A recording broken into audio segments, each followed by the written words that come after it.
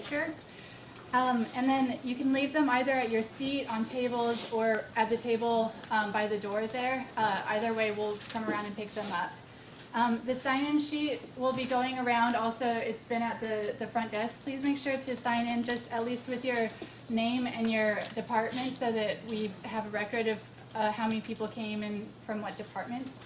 If you want to be on C21's email, just make sure that you include your email address.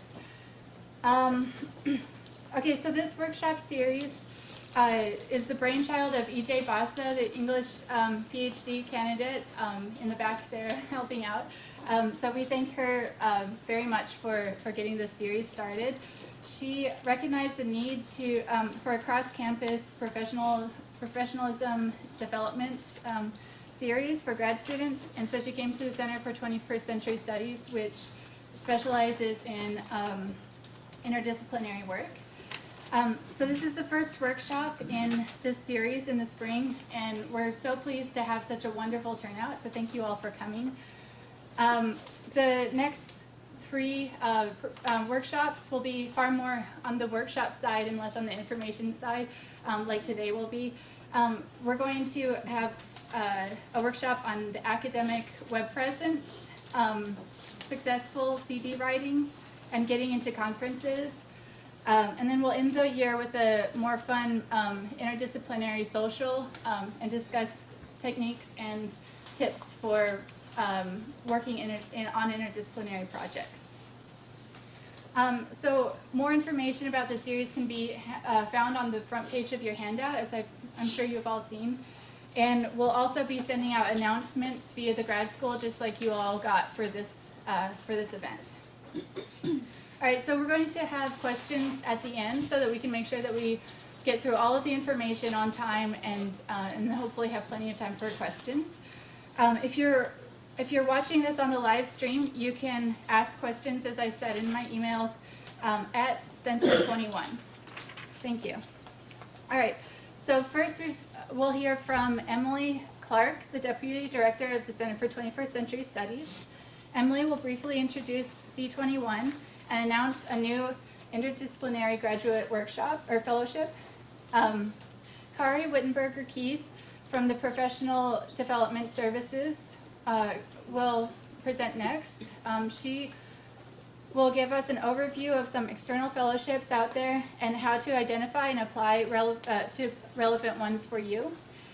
Today she will concentrate on the humanities fellowships, but later this spring the Office of Research will offer a larger workshop series focused on fellowship application processes for the humanities and the sciences. And then finally, Rosalind Enwameka is the Graduate School Fellowship Coordinator, and she will present on the UWM fellowships and the application processes for those. So please help me welcome Emily Clark.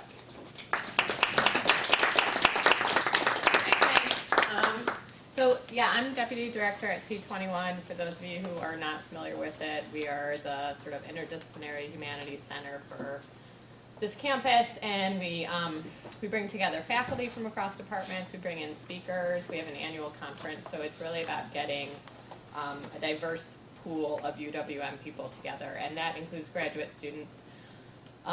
We have two sort of specifically targeted things for grad students. One is a weekly bagel hour, which is every Friday from 10:30 to 11:30. It's free bagels and coffee. You just can drop in. It's not really formal, and it's a good place to meet grads from other departments, to get some food, to find out what's happening at the center, and that's on the 9th floor of Curtin, which is where the center is. And then we also sponsor research work groups, which often faculty put these together sort of on a topic of interest to them, or faculty and grads. We also have a sort of grad student only workshop that was put together this past year.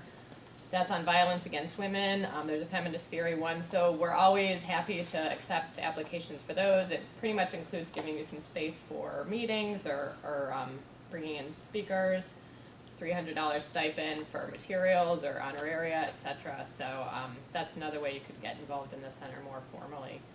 In terms of funding, since that's what this workshop is about, we have two opportunities for grad students to get funded. One is our PA-ships, which Audrey is a PA, as is Matthew, and that's a 50% appointment.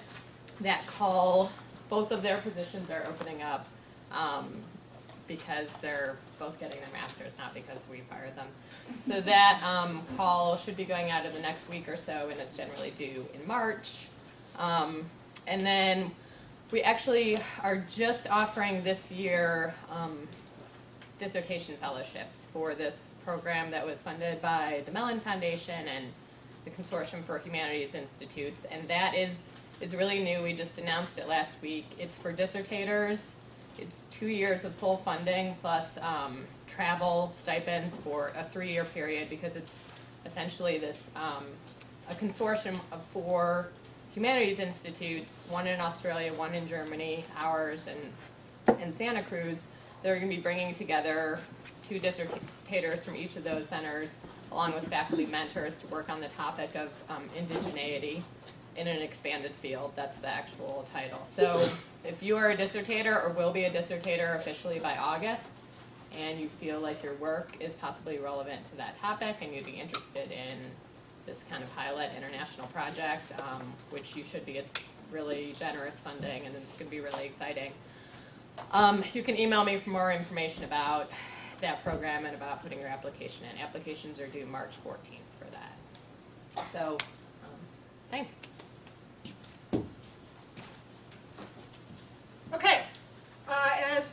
Okay, first of all, I'm going to apologize. No, first of all, I'll tell you my name once more. It's Kari Wittenberger Keith. Kari rhymes with starry, not Carrie rhymes with scary.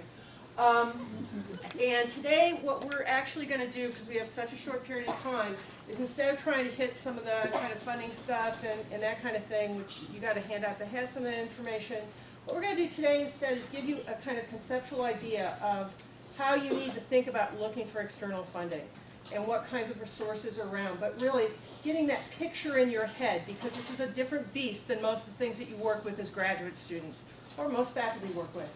I'm from the Office of Proposal Development Services. This is my partner in crime, Michelle Schenecker, and we both work with both faculty and grad students across the campus in developing successful proposals. So what we're going to do is talk about that today. I will apologize, I know that most of you can't see anything, but we will have the Prezi up for you to go and pull off the C21 website if you want to look and walk through it. In addition, I'll be doing a translation into something that will look more word-based, C21, and then they can send it out to you as well. So you will get materials, just running a little bit behind this week. What it's supposed to say, but I wanted to get it as close as possible so some of you, at least in the front, can see it, is navigating humanities funding. And while we're talking specifically here about humanities funding, most of what we're talking about will apply to any kind of funding you're looking for. There'll be differences, there'll be tweaks, but most of this is going to be the same kind of thing, just wrapping your head around this idea of what do I need to be thinking about, how do I need to approach this thing that's called getting grants. Okay, so that's where we are. So what we have is we have something that really isn't, it's not a linear process, because a lot of things you're going to be doing concurrently. A lot of things, if you do them once, you can use them many different times. So we're trying to give you a sense of what this looks like. So I will point out these things to you since I know none of you can see them. You can see this big circle here. The big circle is the proposal. So that's the idea of that thing that you get out and you get something back saying yay or nay. Or should I say yay or nay? Now the proposal is actually, consists of a bunch of different stuff.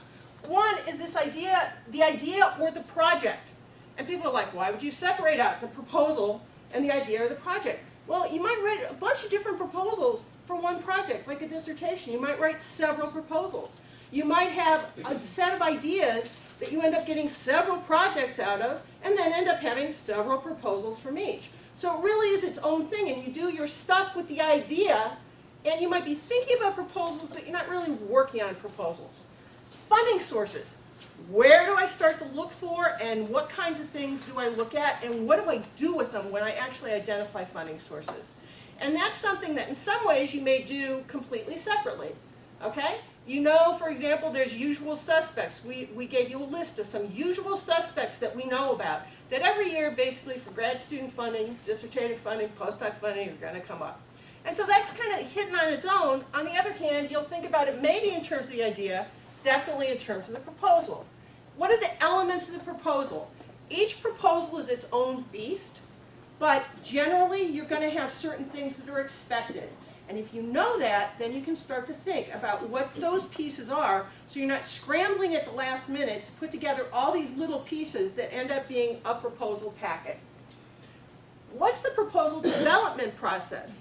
So you know what you're going to be talking about, you know who you're going to be asking, you know what the elements are. What do I need to do to actually get this puppy together? Okay? I want to write a proposal to, I've got something that is either an electronic file or in paper. I personally suggest both because it's always nice to hold the paper file at the end and go, wow, it's done. But what does that process look like? What do I need to think about it? And then we'll talk a little bit about the timeline, and we'll talk a little bit about proposal development services.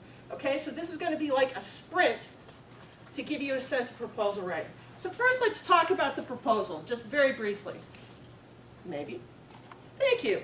And the proposal is, and this is really important to recognize, it's a very specific rhetorical form. Just like for most of you, you know how to write a class paper. And you know that a class paper is different than a proposal for a conference presentation. And you know that that's different from an article. And you know that that's different from that dissertation stuff you may be dealing with, or thesis stuff. A proposal is its own beast as well. It's a specific rhetorical form. You have to make certain kinds of arguments. You will make them in certain kinds of ways. That will partly be determined by where you're applying, but partly it's determined by the form. Secondly, it's a specific physical form. The one thing I can tell you about proposals, they are fiddly. You're going to be fiddling around with all kinds of little detail. People who write guidelines are worried about things like margins, font choice, line spacing, as well as, oh, I don't know, the details like the actual content. And you have to have a handle on both of those things, so you actually have to pay attention to the guidelines. Probably the most similar thing if you've done a thesis or if you're doing a dissertation, you know there's some fiddly things that the graduate school requires. Proposals are like that, only every agency is different, and you have to do it every single time. Sounds like fun. It's rule-focused. You're expected to follow the rules. If you do not follow the rules, you will not be funded. Rules matter. Deadlines matter. You got to pay attention to it. And one other thing I don't have up here, but it's really important, you're going to be writing completely differently than you usually write in your academic career, because proposals are prospective. What are you going to do? Not retrospective. What have I done and what am I reporting? So it's a very different approach. And I think a lot of times when you're a student particularly, I started writing my first proposals as a doctoral student.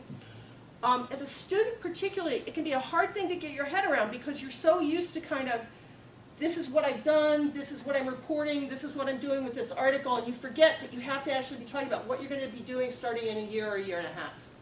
Okay, so specific form.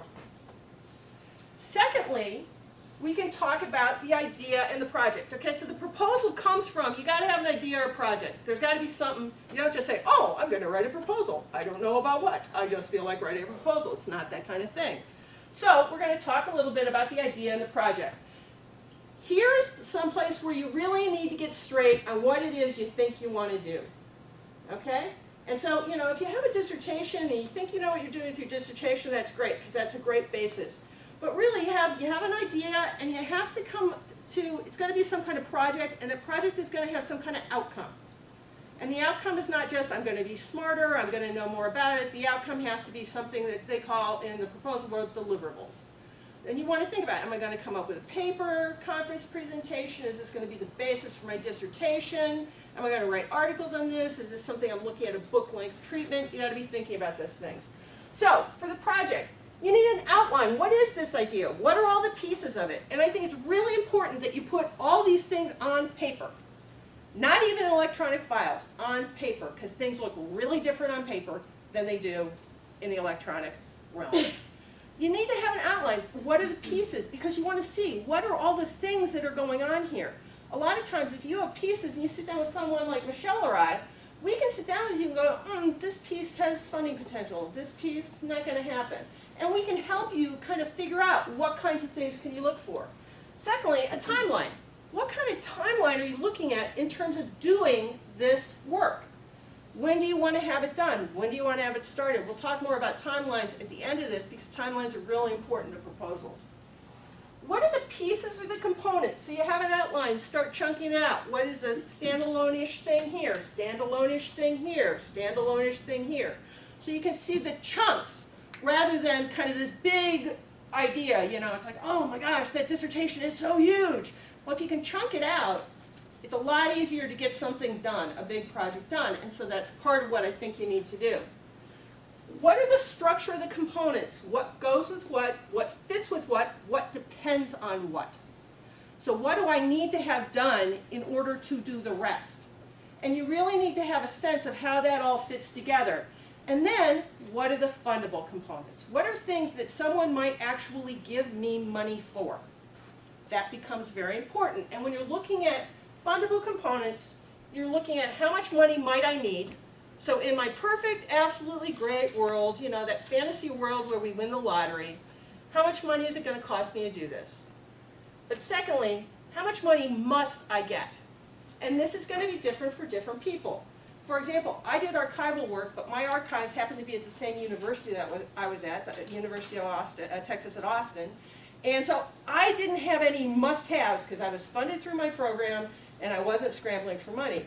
If I'd been doing archival work in, say, Paris or Washington, D.C., I would have had to have money to go there, whether it's money that I self-funded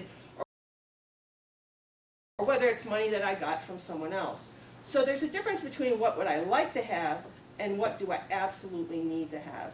And I think with humanists in particular, you have a little bit more flexibility because humanistic work, our work tends to be a little cheaper than, say, scientific work.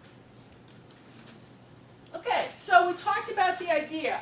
Now we need to talk about what is this funding thing? What do I do with this? So we're going to talk briefly about funding sources. So, first of all, what you need to figure out is what is out there. And we have resources that are available on campus, particularly the Pivot system, which is available online. It's pivot.com, P-I-V-O-T, .cos.com. Let me give you the right address. pivot.cos.com. That is a very robust funding database that is international in scope, that has tons and tons and tons of stuff. And it's a great database to use. Pivot, P-I-V-O-T .cos.com.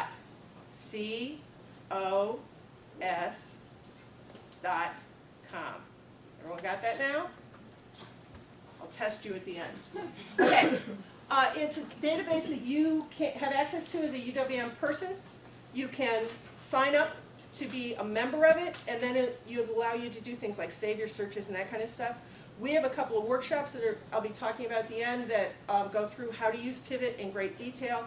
It's a really superb, it's probably the best database out there for finding funding stuff. And it allows you a lot of kind of power in terms of how you do searching. So one, you need to find out what's out there. There's some usual suspects. There might be some things that come up because of what you do or the kinds of things you're looking for. Second, you need to figure out if you're eligible for it or not.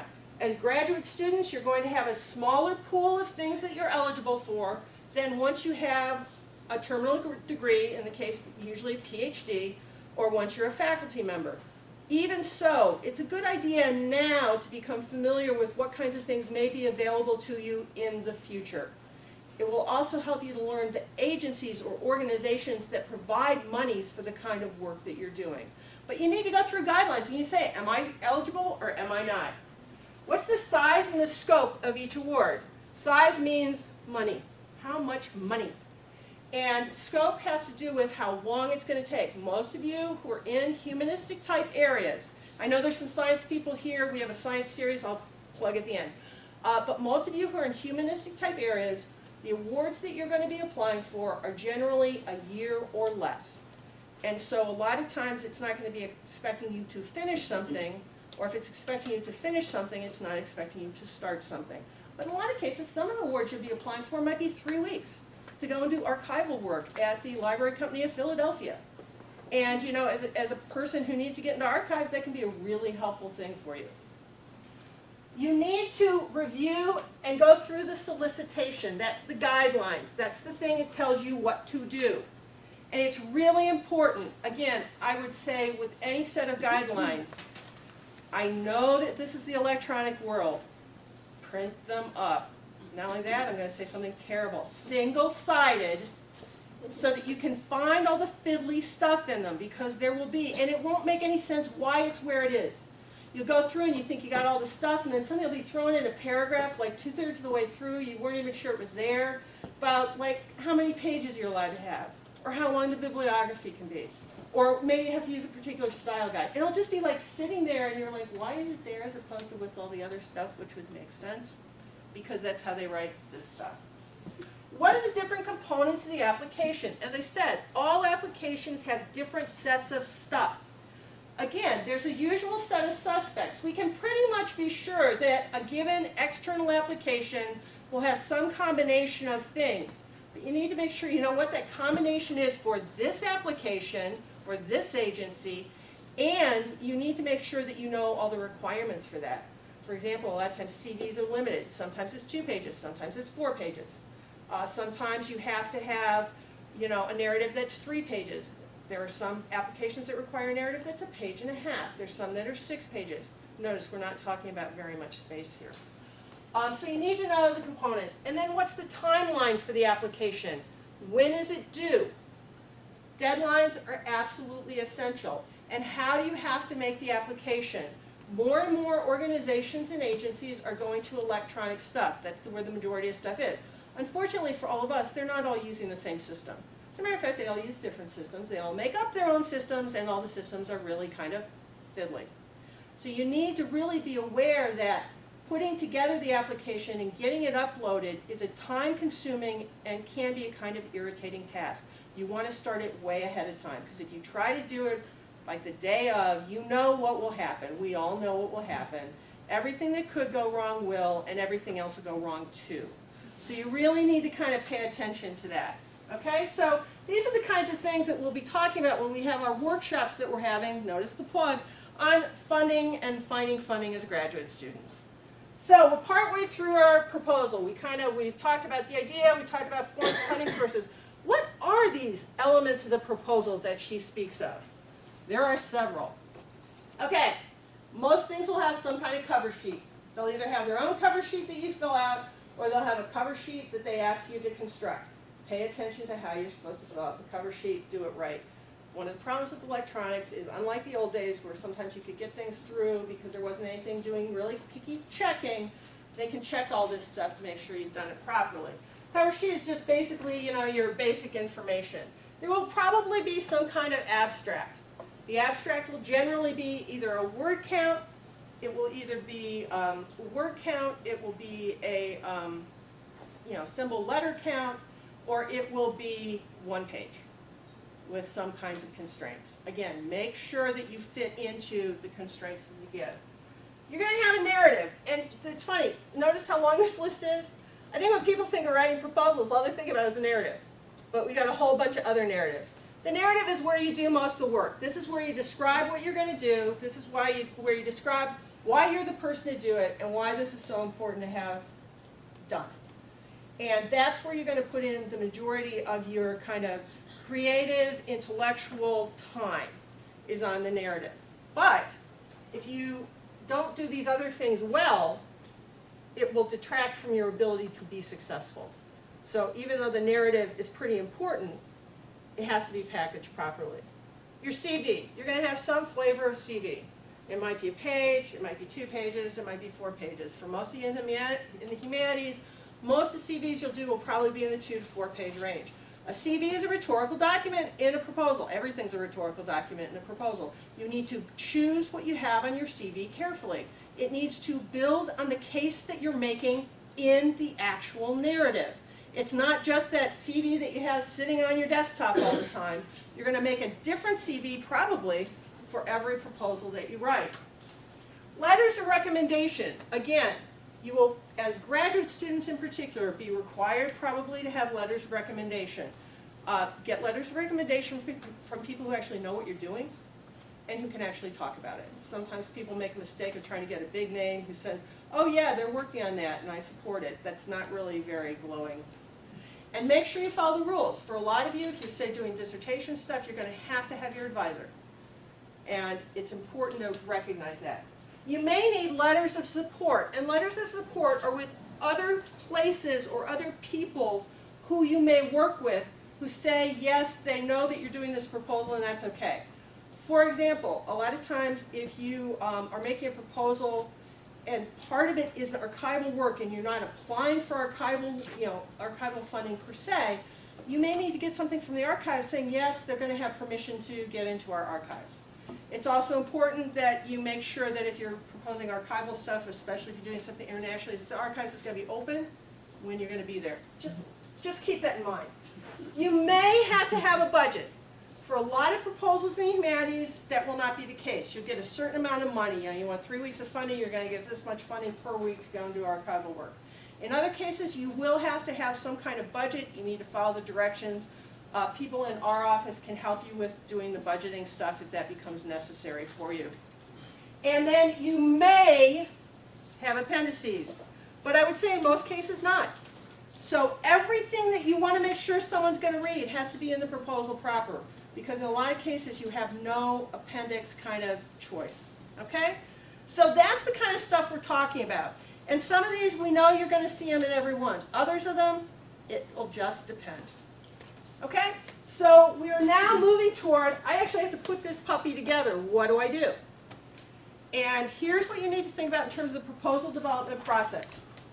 There are some things that you can do ahead of time, or I like to call them, I like to think of them as master documents, or mistress documents, as the case may be.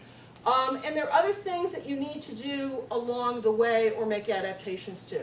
So first of all, let's talk a little bit about those grand documents. That's a better way of putting it, completely sexist. Your CV, you can have your general CV put together so that you can then pull stuff out of it to make the specialized CV. All of you should have an up-to-date CV now. If you don't, get one, get it together and keep it up. Makes your life a lot easier. You should have some version of a master or mistress or grand bibliography in which you have all the stuff that you've used and you've read, both your primary sources and your secondary sources. It'll make it a lot easier when you're in that last minute scramble that you're not having to go back and try to figure out what all that stuff is. And let me tell you, someone who came up before all this computerized nonsense, you're in such a much better position to be ready for all this stuff. And you can have a sense of the budgetary stuff. If you're going to be doing traveling and you know that you're going to be asking for traveling, get the plane fares now. Get your per diems now. Get the idea of what it's going to cost to do work at a place now. And check it every 6 months. But that way you're not fiddling with it in the future. You can kind of go and pull it and then just make sure it's correct. Okay, so the second thing is the summaries of project components. So what are the pieces? And what are these summaries? I think it's really nice when I'm working on a big project that I've got summaries that I can just sit in front of my face and say, okay, remember, Kari, this is what you're doing on the overall project. Because a lot of times you get so deep in the weeds, you forget about what that big project is. Remember, Kari, what are the different project components or the different fundable pieces? Or if I'm only going to work on one of those fundable pieces, I will pull that out with the overall goal. And third, what analytic tools or methods am I going to use? A lot of times people have a lot of trouble writing up the methodological stuff that needs to be there. I find that to be a particular problem for humanists because a lot of humanists get so caught up in the jargon, the theoretical jargon, and there's not a lot of space for that in proposals. So it's really nice if you think early on about how do I streamline that and how do I talk about it in a way that's accessible for someone who's not deep within the dissertation process. Okay, so now we have talked about master documents and summaries of components. Let's talk a little bit about letters. This is something you can start doing in advance. List of letter writers. Typically, you will have between 3 and 5 letters that you might be required to have. One of them will probably be from your advisor. The other ones need to be from people who you feel can speak well about your work and about you, depending on the kind of thing you're applying for. And it's a good idea to get those together, and frankly, when I was doing proposals, both as a student and as a faculty member, if I was going to need letters of some sort, I would contact the people real early and say, I'm putting in this kind of proposal. I just want to give you a heads up. I'll send you the narrative and all that stuff when it's together. This will be the deadline. Are you willing to do it? So you can give them a chance, 1, to say no, but 2, you let them get it on their calendar, because as you know, everyone we know in the world is busy, and you want to give them time to do the work that you're asking them to do. What kinds of support materials may you need? You might need transcripts. You might need something that says you've been accepted to candidacy. You might need stuff that says you can get into an archive, that kind of thing. You need to give letter people deadlines, and you're going to have to remind them of the deadlines.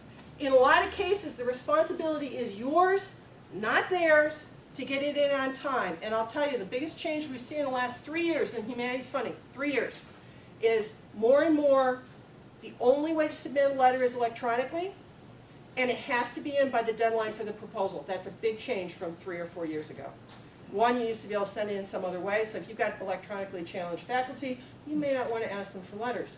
2, it used to be that you'd have up to a month in many cases to get the letters in. That's often not the case now, so you really have to pay attention to these things. And finally, I went by so fast I didn't even know. Finally, guidelines and web resources. So these are the other kinds of things you can draw on to get the information you need to put together a proposal. So one, we talked about the guidelines. Secondly, frankly, I think for any guidelines you're going to use, make a cheat sheet. Guidelines are so hard to find stuff in. They're just not printed in a way, or they're not put together in a way that's accessible. So make just a little summary sheet about where the stuff is and what are the requirements for each particular area, particularly focusing on a lot of the stuff like font size and page numbers. A lot of organizations and agencies will give you sample proposals. And you can go and you can look at them and you can read them. Don't follow them like this is God in the proposal. It's not. But they give you some examples of the ways that people can talk about it.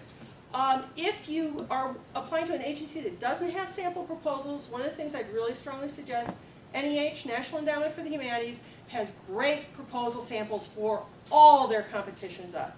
Particularly their individual fellowship competitions. The proposals take a lot of different forms, a lot of different approaches, are across a lot of different agencies. That's NEH, NEH.gov. And then you can go to get a grant or something like that, and then it has a drop-down menu with all the different, they have great proposal examples. I recommend them strongly. And then a lot of the agencies will also provide you with either FAQs or something else that gives you proposal tips. Pay attention to them. If they say, we like things a certain way, do it that way. Don't decide you're going to get creative and do it some other way, because probably that will just irritate someone. When you irritate someone, you're less likely to be funded. Okay? And then the final, I got completely lost for a minute there. And then the final category that we're going to talk about just really briefly when it comes to developing the proposal is the actual category of feedback. Okay, I know it can be hard to show people your stuff because you're afraid they're going to say something mean about it. I know that even as graduate students, you're getting graded all the time, you're getting feedback all the time. There's something about a proposal for people that really feels like you're hanging it out there, probably because it's partly prospective. But it's important. If you know people in your life who've written proposals, who've been successful or been unsuccessful, talk to them. Ask them for their advice. They are fonts of knowledge. They will give you a lot of feedback. Some of it may be contradictory. That's okay. At least you get a sense of what this beast is. And secondly, ask people to look at your proposal. And let me just make a suggestion that in looking at your proposal, not only people who are specialists in your area, but some of your friends who aren't specialists in your area but are still academically inclined. I know that when I was in grad school, we had some friends who were like in nursing. I was in rhetorical studies, and I'd have my nursing friend look at my proposal because I figured if my nursing friend can understand it, I'm doing okay. But in addition, for a final readout proposal, you might want to ask someone who's maybe a little bit more removed than that, like, I don't know, your mom, your next door neighbor, someone who doesn't know anything about the academic stuff, and can they at least get a clue of what you're talking about? Maybe not a mastery of the details, but at least they have a sense that, oh, you're going to do this and it's important for this. If they can say that, you've probably got a decent proposal. Okay, so now we've got this whole process. Let's talk just briefly about the timeline. In terms of the timeline, you need to think about two parts of it. One is the proposal process, the writing and development process, and the other is what happens after you've submitted the puppy. The proposal preparation, pre-proposal preparation, proposal writing, proposal submission, you should really think about this as a 6-month plus process. It takes time to get this stuff together. Proposals are particularly tricky because they're very, very short. Shorter writing is harder writing. And so the sooner you start, the better. The submission beyond process, so that goes through submission, whatever the agency does with it, and review, will generally be at least 6 to 9 months, minimum. So if you were to turn in a proposal on March 1st, if you're lucky, you'll be hearing about the results from that sometime in mid to late fall. You really need to think about that, because when it comes to what you're asking for and when you're going to start your work, that's all affected by when realistically you could expect to get funding. It also means that you're having to see the prospective thing here. I'm having to write now about what I'm going to start maybe after the first of the year. You got to get yourself in that headspace of that planning, and that can be kind of tricky for people. Okay, so we talked about the proposal process. What can we do to help? We being the university, what kinds of services do we have for grad students? Okay, my office is the Office of Proposal Development Services. We're in 272 Mitchell Hall. Michelle and I are both in that office. The emails are here. I'll have this all on the paper that you can actually see, as well as if you get the PowerPoint, the preview downloaded. We have got two, I only have one up here, but we've got 2 series that we're offering for grad students this spring that are for grad students only. One will be a 2-part series, funding information proposal writing for arts, humanities, and humanistic social science students, actually all social science students. That is February 24th to 26th. It'll be from 3 to 5 p.m. We're still working on location for that. The other will be proposal development for STEM or STEM type areas, or if you're kind of quantitatively oriented. And that will also be a 2-part series, and that will be March 3rd and March 5th. Once we have rooms for these, we'll be sending out through the graduate school vehicles, and we'll have how you register for them at that time. But these are open to all students, and these are really going in depth into a lot of these areas. The second thing that we're doing this year that's going to be something new, we're going to be then doing it repeatedly, is we're going to be doing a proposal writing workshop for the humanities. Our focus is going to be on Mellon dissertation proposals. We'll be running either in late spring or early summer and in early fall. One of the other things that you'll find about proposal stuff is when you start to look at deadlines, there's some usual kind of areas. In the humanities, most of your deadlines are going to fall end of September through beginning mid-November. There'll be another smaller set that'll be in January or February. And you might have a few weird things that come up like in May.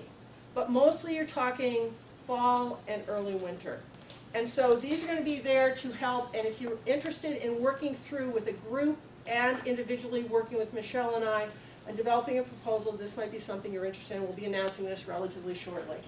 And then as we can provide the service, we also will look at proposals and stuff. Now, there's only 2 of us. We work with all faculty on campus as well as graduate students to the extent that we can. But if you want to talk to us, you think you have something coming up you'd be interested in, please give us a call, let us know what's going on. We'll try to look at your proposal and sit down with you and give you some feedback. Okay, so you've just run through conceptually what it means to write a proposal. And if you have questions, you can contact us directly, because we won't have time here, probably. But otherwise, you can ask questions after the thing. Thank you very much.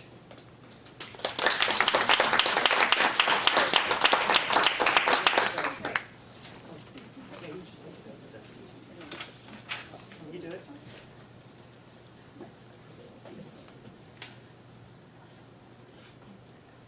Good afternoon, everyone. Once again, my name is Roslyn Enwemeka. One of my primary responsibilities as the Graduate Fellowship Coordinator is that I provide administrative support to the Graduate Faculty Subcommittee on Fellowships. This is the group that reviews all fellowship nominations and selections for the Distinguished Graduate Student Fellowships and Dissertation Fellowships. And this is my 2nd year working with the group. So I am here today thanks to C21, the organizers of this workshop, to talk to you about the fellowship opportunities that are available through the graduate school. And also I'll give a brief demonstration of the online application that was recently introduced with this with the ongoing competition. So currently, the graduate school offers 3 types of fellowships: the Distinguished Graduate Student Fellowship for incoming, newly admitted, and continuing master's and PhD students. For PhD students to be eligible for Distinguished Graduate Student Fellowship, they must not have attained dissertation status by the nomination deadline of the competition. So this is a 1-year non-renewable fellowship, and it comes with stipends, food, tuition, health benefits, and stipends paid in 9 instrumental months, and I believe the amount is $13,750. And the second fellowship is the Distinguished Dissertation Fellowship. This is for UWM continuing PhD students who have either attained dissertation status or will attain dissertation status within the award year. Again, this comes with food, tuition, health benefits, and the stipend is $16,500, also paid in 9 instrumental months that runs from June through, that runs from October through June. And the third fellowship is the Advanced Opportunity Program Fellowship, the AOP Fellowship. This is designed to assist first-generation students with high financial needs, disability students, and generally students from groups that are underrepresented in graduate education. So this fellowship is renewable, up to 2 years for master's students and 3 years for PhD students. So the fellowships are, the nominations for this fellowship are made by the programs. So when a student applies, the application is routed to your program, and your program representatives are supposed to review your applications, and each program can nominate a maximum of 2 candidates for the Distinguished Dissertation Fellowship and Distinguished Graduate Student Fellowship. But for the AOP Fellowship, programs can nominate up to 5 candidates. They are all based on academic excellence. The reviewers will look at your undergraduate and graduate academic records. They will look at your research interest and all the activities and how it has contributed to new knowledge. If you're an incoming student, they'll look at your academic potentials and your research passions. And for the AOP, they look at your challenges as a first-generation student, your challenges, what challenges you've overcome in your life to get to where you are. And the letter of recommendation is another important piece. We encourage the student to also get letters from individuals that are very familiar with their academic records that can affirm the information you have given in your application form. So this is good. Because of the time limit, I would encourage you to go to the graduate school websites. We have all this information there so that you can read on them more extensively. So I will quickly show you the online application, the process, and how you can access that.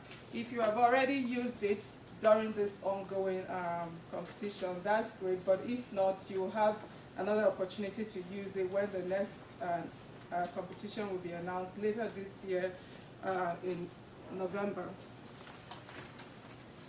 So first of all, you go through the quick links on the graduate school homepage. Let me go back and, okay. So under the quick links, right here, you have fellowship competition. You click on that, it takes you it takes you to the link where you can sign in.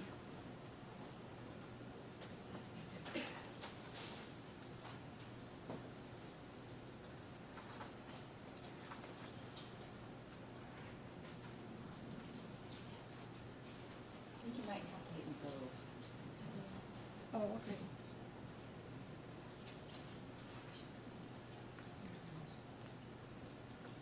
It didn't work.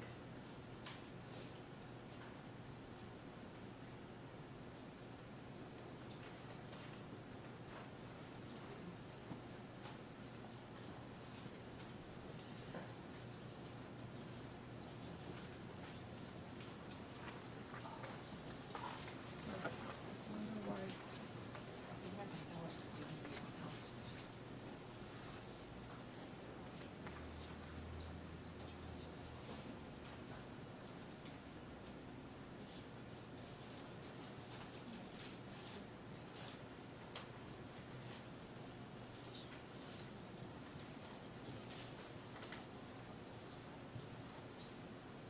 Okay, thank you. So, when you're on this page, you have the option of signing in with your UWM ID if you already have one. And if you don't, you can create one. So I'm going to sign in with my non-UWM ID.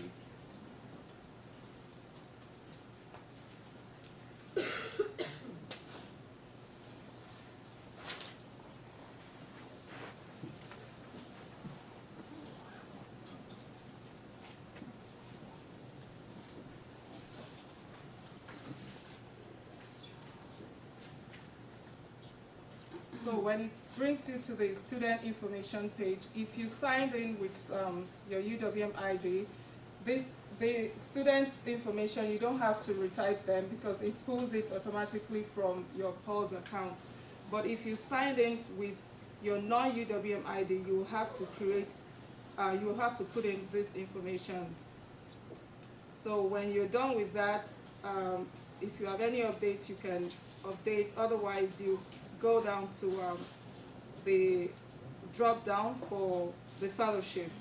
So here you have the AOP fellowship, the renewal form. If you win, if you were to win an AOP fellowship and you need to renew it, you have to apply every year for the renewal. So you have the form here, and the other two fellowships. So let's look briefly on the Distinguished Graduate Student Fellowship. So on this line here, you select your program, and you the GRE record, you provide it if it is required for entrance into your program. Otherwise, you give reason for not providing it if it is not required. And here you give your undergrad and graduate academic information. Here you provide the list of accomplishments. If you look on page 3 and 4 of the handouts we distributed, you have a list of rating criteria for each of the fellowships. So note the word limits that is required. Again, the other thing I want to add is if you wish to include your CV, you can send it to your recommender, and they'll attach it to the letter of recommendation as a one PDF file, because you're not allowed to upload into the system. So that's why when you are applying, you are required to provide the names, the emails of the people that will be providing your letter of recommendation. So this box here, you can use it if you are an incoming student and you prefer to use letters that you used for admission into your program. So when you click that, your program gets an alert that they're supposed to upload the letter that you used for your entrance into your program. Otherwise, if you don't use this, then you will have to provide two email addresses of those of your recommenders. And like I said, if you wish to use your CV, you have to send it to them, or alternatively, you send it to to us at the graduate school, and we can upload it. But the system will not allow you to upload CVs by yourselves. So when I think the instruction on how to upload letters is also in the handout. So when you're done with that, you can either save and continue to come back later to finish it, or you submit officially. So for your application to be complete, you have to hit the submit button.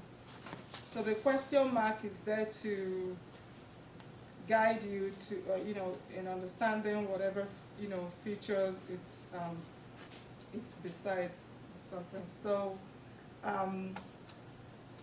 once again, I encourage you to go to our website and read more extensively on them. And if you have any question, you can send us an email at fellowship@uwm.edu. Many of us have access to the email, and we'll always respond. Thank you.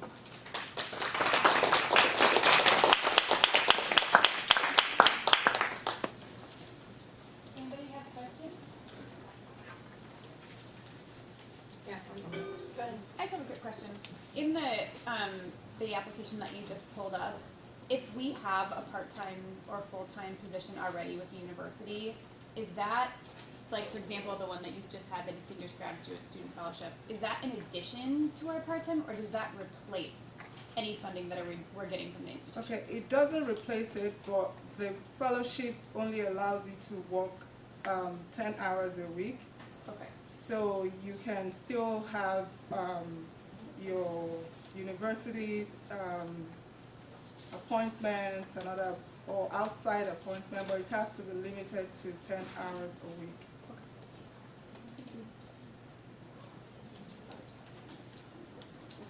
Can you tell me how many applications are normally received and how many awards are available in each category?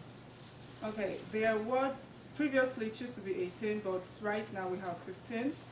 And we get as many as up to 60 nominations, 50 nominations for each of the fellowships. The AOP, I'm not so sure the number that we get, but the award is the same, 15 for each of the fellowships. Yes. What does this word fiddly mean? The what? Fiddly? Fiddly means it's got a lot of little things that you got to kind of get all working together.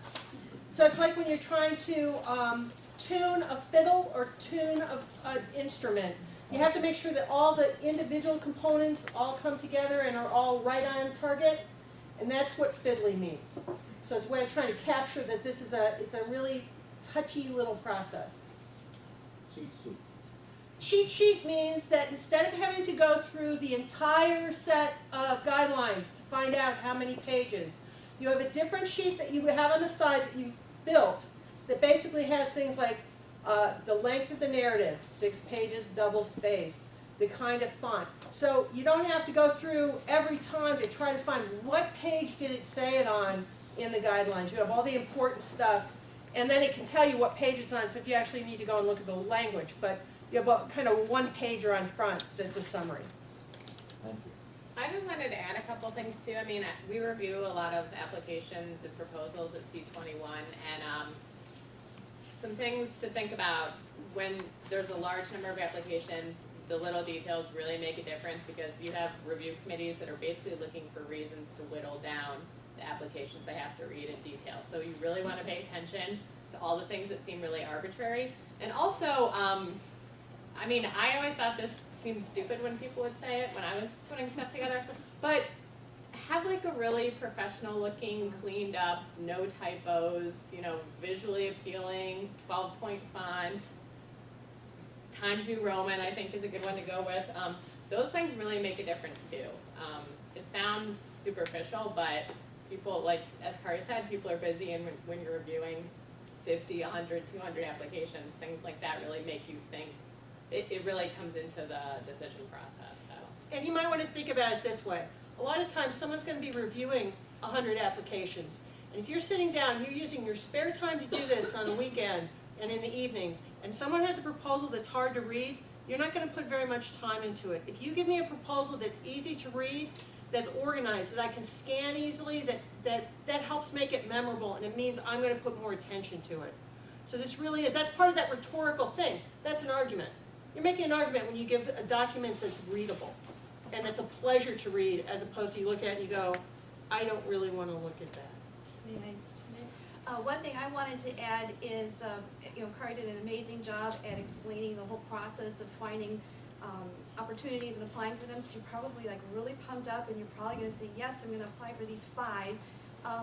Organize your process, and here's why.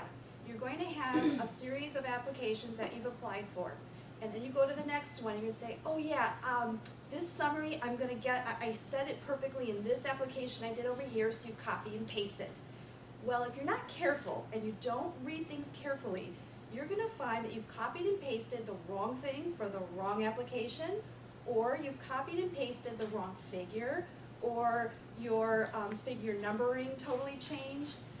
Cutting and pasting is great, but it's dangerous when you are managing a lot of different applications. So be thoughtful and be organized, and use what you can recycle, that's great, but just do it thoughtfully and carefully, because it's those little things that show up in the final document that when you're in a hurry, you don't always notice. I have a quick question, kind of a different animal, but do you have any, I'm thinking about like conference proposals and paper proposals, when there's like a call for papers. Do you have any tips of like sources for where to find advice on how to put those together, when all they say is like submit your 250-word abstract, and they don't say how you should head it or anything like that? They just say send in your bio and abstract by this date. Are there any places to find?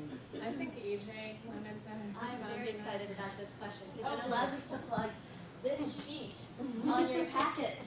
It actually has a place here regarding conference proposals and getting your foot in the door.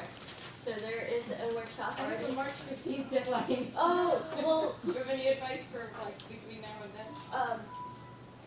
yes and no. I'm planning to attend this, but like if I wanted some, it's May.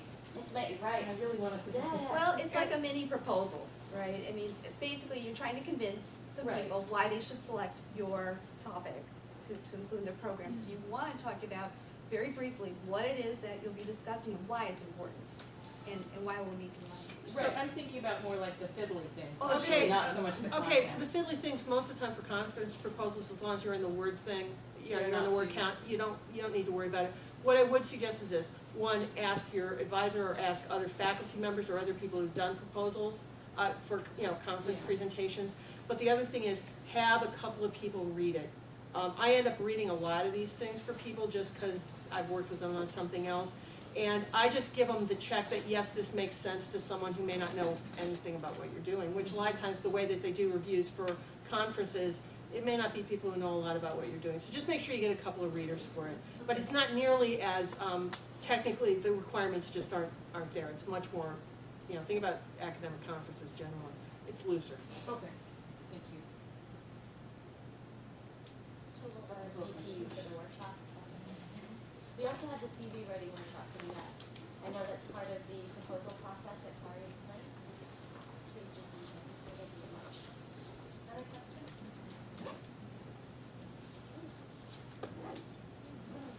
If there are no questions, I think we can.